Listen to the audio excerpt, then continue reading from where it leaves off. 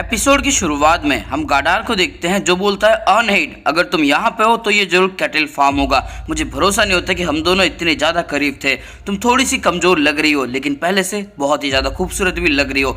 इसके बाद हम देखते हैं एनर को जो काफ़ी ज़्यादा हैरान होता है और सोचता है क्या ये अनहेड का पति है। और इसके बाद गाडार बोलता है जाल्टी अब कैसा है, अब तक तो वो बहुत बड़ा भी हो गया होगा। और तब अनहेड बोलती है जाल्टी अब, लेकिन तभी बीच में गाडार बोलता है कि चलो हम तीनों मिलकर अपने घर चले जाते हैं। और ये हाथ बढ़ाता है अनहेड की तरफ, लेकिन तभी स्नेक चिल्ला के बोलता है कि अनहेड उसका हाथ मत पकड़ना वरना मैं उसे मार दूंगा। इसके बाद यहाँ पे फॉक्स और बैजर भी आ जाते हैं। गाडार अनहेड का हाथ पकड़ने की कोशिश करता है लेकिन तभी स्नेक इसके ऊपर अटैक कर देता है जिससे वो बच जाता है, लेकिन वो अटैक जाके घोड़े के गले में लगता है और इसके बाद गाडार और वो घोड़ा दोनों नीचे गिर जाते हैं। स्नेक अनहेड का हाथ पकड़ता है और उसे फॉक्स को दे देता है और बोलता है कि इसका ध्यान रखो। इसके बाद गाडार खड़ा हो जाता है और चिल्लाने लगता है, जिसको देख के फॉक्स बोलता है बॉस इसके साथ कुछ ना कुछ गड़बड़ी चल रही है, क्या यह भूल गया था कि हम उसका पीछा कर रहे थे। इसके बाद स्नेक बोलता है क्या यह सच है कि लिजार्ड मर गया। और तब फॉक्स बोलता है ये शर्म की बात है, इसने लिजार्ड के सर के 2 टुकड़े कर दिए। इसके बाद स्नेक बोलता है ठीक है, ये यहाँ पे अनहेड को किडनैप करने के लिए आया था, फॉक्स अपनी जान देके भी इसको सुरक्षित रखना। और फॉक्स यस बॉस बोलता है। आगे हम देखते हैं गाडार को जो बोलता है क्या तुम कैटल हो, और स्नेक बोलता है अगर मैं होता तो क्या, और गाडार बोलता है मैं तुम्हें मार दूंगा। इसके बाद अनहेड चिल्ला के बोलती है गाडार रुक जाओ ये सब बेकार है। इसके बाद हम देखते हैं एनर को जिसको बहुत ज्यादा गुस्सा आता है, ये अपनी कुल्हाड़ी लेके आगे बढ़ने लगता है, लेकिन तभी थॉरफिन इसे रोक लेता है और बोलता है कि एनर रुक जाओ, ये तुम क्या करने की कोशिश कर रहे हो, क्या तुम स्नेक के ऊपर अटैक करोगे, हमें तो ये भी नहीं पता कि यहाँ पे क्या चल रहा है। और इसके बाद एनर बोलता है कि मुझे पता है कि यहाँ पे क्या चल रहा है, वो अनहेड का पति है और वो उसे बचाने के लिए आया है, क्या तुम नहीं चाहते कि अनहेड आजाद हो जाए। इसके बाद थॉरफिन बोलता है मैं चाहता हूँ, लेकिन ये भी तो देखो कि हम किसके खिलाफ हैं, ये सब करने के लिए तुम्हें 3 लोगों को मारना पड़ेगा। और एनर बोलता है कि मुझे पता है कि मैं इतना ज्यादा ताकतवर नहीं हूँ। और तब थॉरफिन बोलता है कि नहीं, मेरा वो मतलब नहीं था, मेरा मतलब था क्या तुम किसी इंसान को मार सकते हो, क्या तुम किसी इंसान को अपनी इस कुल्हाड़ी से मार सकते हो।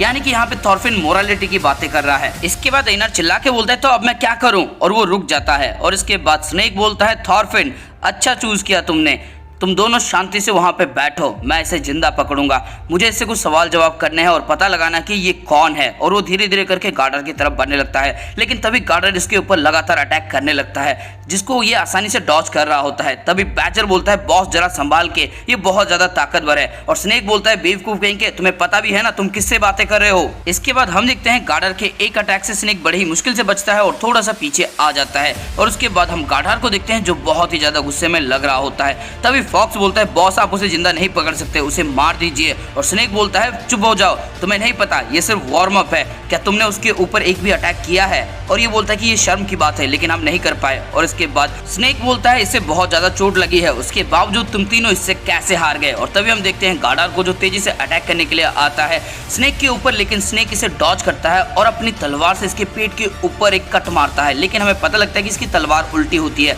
जिसकी वजह से इसको काफी ज्यादा दर्द होता है। और स्नेक बोलता है कि अच्छा तो यहाँ पे तुम्हें ज्यादा चोट लगी है। और इसके बाद ये अपनी उल्टी तलवार से इसके गले के ऊपर अटैक करके इसको नॉकआउट कर देता है और बैजर को इसे बांधने के लिए बोलता है। इसके बाद फॉक्स बोलता है वाओ बॉस आपने तो कमाल कर दिया, आपने तो इसे एक झटके में ही हरा दिया। और हम देखते हैं अनहेड यहाँ पे बार बार गार्डर का नाम पुकार रही होती है, थॉरफिन ने संभाल के रखा होता है एनर को। आगे हम देखते हैं गार्डर बार बार अनहेड का नाम पुकार रहा होता है, लेकिन अनहेड एक घर के पीछे अपने कानों के ऊपर हाथ दे के रो रही होती है। आगे हम देखते हैं यहाँ पे गार्डर बंधा हुआ होता है और उसे बैजर घसीटता हुआ लेके जा रहा होता है और बोलता है कि अब चलो भी मेरे साथ। इसके बाद स्नेक फॉक्स से बोलता है उसके ऊपर नजर रखना, कम से कम 5 लोग उसके ऊपर नजर रखना, उसे कमजोर मत समझना, कलाकार अंकल को बता दो कि हमने उसे पकड़ लिया है। और इसके बाद फॉक्स बोलता है यस बॉस और ये यहाँ से चला जाता है। इसके बाद स्नेक बोलता है कि अब तुम्हारी बारी, शायद तुम कुछ कहना चाहोगे, लेकिन उसे कोई फर्क नहीं पड़ता, हम स्लीप की बातें नहीं सुनते। इसके बाद एनर बोलता है क्या तुम उसे जाने नहीं दे सकते, उसने बहुत कुछ सहा है। इसके बाद स्नेक बोलता है कि उसने मेरे एक बंदे को मार दिया, वो मेरे बाकी के साथियों के ऊपर भी अटैक कर सकता है और वो मास्टर को भी मारना चाहता है और उसने मास्टर की डार्लिंग अनहेड को भी किडनैप करने की कोशिश की है, किसी ऐसे बंदे को मैं जाने नहीं दे सकता। इसके बाद स्नेक अनहेड के पास जाता है जहाँ पे अनहेड रो रही होती है और स्नेक बोलता है कि उसे भूल जाओ,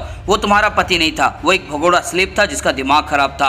और ये जाते वक्त एनर को वार्निंग देके बोलता है कि इस मैटर में अपनी टांग मत अड़ाना और ग्रैंडपा का ख्याल रखना मेरी तरफ से। इसके बाद हम देखते हैं रात में खाना पकाया जा रहा होता है, यहाँ पे थॉरफिन और एनर होते हैं, लेकिन एनर को अचानक से गुस्सा आता है और वो खड़ा हो जाता है। तभी थॉरफिन बोलता है एनर रुक जाओ और अनहेड बोलती है कि एनर अपनी जगह पे बैठ जाओ, डिनर का वक्त हो चुका है। इसके बाद ईनार बोलता है अंधेरी रात में हम चुपके से गार्डर को बचा सकते हैं, अगर हम ऐसा नहीं करेंगे तो वो तुम्हारे पति को मार देंगे। इसके बाद ईनार बोलती है तुम्हारा शुक्रिया, लेकिन इसकी जरूरत नहीं है, कभी कभार हम कुछ बदल नहीं सकते और इस सिचुएशन में हमें कुछ भी नहीं करना चाहिए, हमें बस इंतजार करना होगा तूफान के जाने का। ईनार, मैं नहीं चाहती कि तुम इस तूफान में फंस जाओ। इसके बाद ईनार बोलता है क्या तुम अपने पति से प्यार नहीं करती? और अनहीड बोलती कि मैं करती हूँ, हमारे माँ बाप ने हमारी अरेंज मैरिज करवाई थी, वो मेरे लिए और मेरे बच्चे के लिए काफी ज्यादा दयालु था। इसके बाद ईनार बोलता है कि फिर तो हमें जाना चाहिए, भले हमें स्नेक से लड़ना पड़े, लेकिन ये अच्छा है चुपचाप यहाँ पे बैठने से, है ना थॉरफिन? लेकिन थॉरफिन अपनी आंखें बंद करता है और कुछ भी नहीं बोलता और ईनार बोलते थॉरफिन मुझे तुम्हारी ताकत की जरूरत है, मेरी मदद करो थॉरफिन,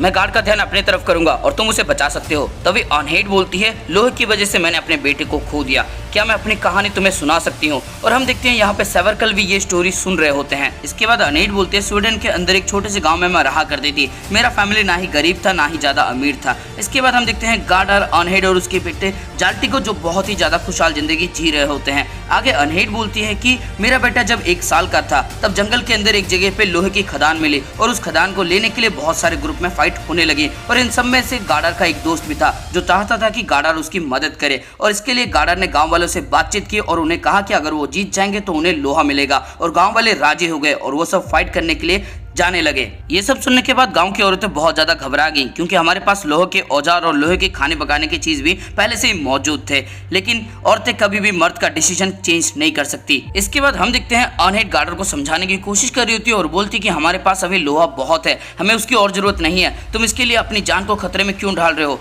लेकिन तभी गार्डर इसका हाथ पकड़ता है और बोलता है अनहीड हमें इसकी जरूरत है, वेस्ट का जो इंगवा है वो इसके पीछे पड़ा हुआ है, अगर उसकी क्लान को ये मिल जाता है तो हमारे लिए खतरा हो सकता है, लेकिन अगर हम ये लोहा ले लेते हैं तो हमारा गांव काफी ज्यादा अमीर बन जाएगा और हम भी अमीर बन जाएंगे, हम एक खुशहाल जिंदगी जी पाएंगे। इसके बाद हम देखते हैं गार्डर अपने बेटे जाल्टी के साथ खेल रहा होता है और जाल्टी से बोलता है कि तुम्हें पता है तुम्हारे पिता भी फाइट करने के लिए जाएंगे ताकि वो तुम्हें सुरक्षित रख पाएंगे और इसके बाद जाल्टी इसके मूछे खींचने लगता है। इसके बाद अनहीड बोलती है कि उस वक्त मैं समझ नहीं पाई, वो हमारे साथ रह के भी हमें सुरक्षित रख सकते थे, हमारे जितने भी मर्द थे वो सब चले गए जंग लड़ने के लिए, पीछे बच्चे और बूढ़े और औरतें रह गई। कुछ हफ्ते बीत गए और उसके बाद कुछ बोट यहाँ पे आने लगी, हमें लगा कि हमारे पति वापस आ रहे हैं। इसके बाद हम देखते हैं गांव वाले सब खुश हो जाते हैं और तेजी से उस बोट की तरफ भागने लगते हैं, लेकिन पता लगता है कि ये सब इनके पति नहीं होते, ये सब हमलावर होते हैं जो इनके गांव को जला देते हैं, बच्चों को अगवा कर लेते हैं, औरतों को स्लेव बना के किसी और जगह पे बेच देते हैं और बूढ़े लोगों को मार देते हैं। और इसी दौरान अनहीड अपने बेटे जाल्टी को खो देती है क्योंकि उनमें से एक सोल्जर जाल्टी को उठा के ले जाता है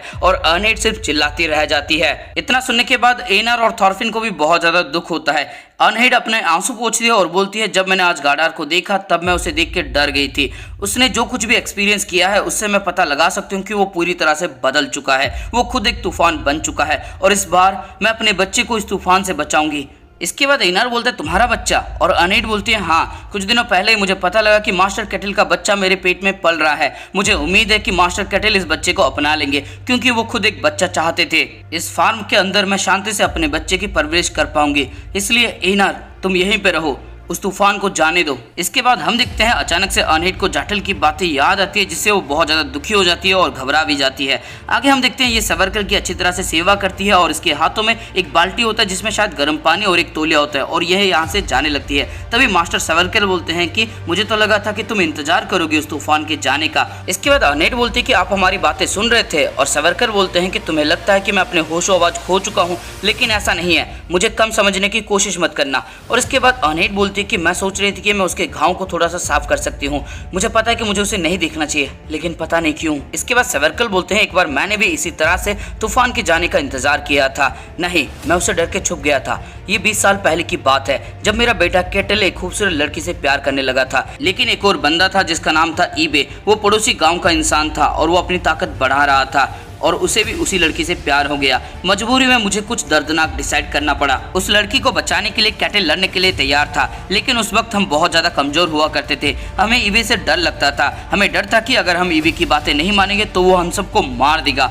और मजबूरी में हमने डिसाइड किया कि उस लड़की को हम ईबे को दे देंगे। नॉर्समैन के लिए ये शर्म की बात है, हमने अपने आप को बचाने के लिए एक लड़की का सहारा लिया। इसके बाद हम देखते हैं ईबे की उसी लड़की से शादी हो रही होती है, लेकिन अचानक से एक तीर आके ईबे की पीठ के अंदर लग जाता है। ईवे यहीं पे खत्म हो जाता है और पता लगता है कि एक ऐसा इंसान था जो ईवे से बहुत ज्यादा जलता था। ईवे की ताकत से, ईवे की पैसे से वो बहुत ज्यादा जलता था और उसके ऊपर बहुत ज्यादा गुस्सा था और उसने इनके ऊपर अटैक करके इन सबको मार दिया होता है। और जब ये बातें सेवर्कल को पता लगती है तब वो तेजी से वहां पे जाता है, लेकिन तब तक सब कुछ खत्म हो चुका होता है, सब कुछ जल के राख हो चुका होता है। ये देखते हैं कि वो लड़की भी वहीं पे मरी पड़ी होती है और सेवर्कल उस लड़की के पास बैठ के रोने लगते हैं। इसके बाद अनहेड बोलती है, क्यों, हमेशा ऐसा क्यों होता है? और सेवर्कल बोलते हैं, मैं बस इतना कह सकता हूँ कि हम तूफान के जाने का इंतजार कर सकते हैं, लेकिन ये तूफान दाग छोड़ जाता है, मुझे माफ करना, मैं तुम्हारी कोई मदद नहीं कर पाऊंगा। इसके बाद अनहेड दरवाजा खोलती है और बोलती है कि मैं जल्द वापस आ जाऊंगी और ये बाहर चली जाती है। और दोस्तों इसी के साथ ये वाला बेहतरीन एपिसोड हो जाता है खत्म। तो दोस्तों इस एपिसोड के अंदर आपको कुछ भी अच्छा लगा, फिर मजा, तो इस वीडियो को लाइक कर दो, कमेंट करके बताओ गार्डन ने जो किया क्या वो सही था या फिर गार्डन ने गलती कर दी अपनी बीवी और बच्चे को छोड़ के। और दोस्तों आगे क्या होने वाला है, क्या गार्डन मर जाएगा, क्या गार्डन को कोई बचा लेगा, और क्या अनहेड क्या करेगी, क्या अनहेड यहीं पे रहेगी या फिर गार्डन के साथ वो भाग जाएगी, एनर के साथ क्या होगा, ये सब तो हमें आगे आने वाले एपिसोड में ही पता चलेगा। और उस एपिसोड को देखने के लिए इस वीडियो को अपने दोस्तों के साथ या फिर किसी एनिमे लवर के साथ शेयर कर देना। और अगर चैनल पर नए हो तो फिर चैनल को सब्सक्राइब करो और उसके बाद घंटा या फिर घंटी जो भी तुम्हें दिखेगा उसको जोरों से बजा देना। दुनिया में हर कोई कुछ ना कुछ बजा रहा है, तुम भी कुछ बजा लो।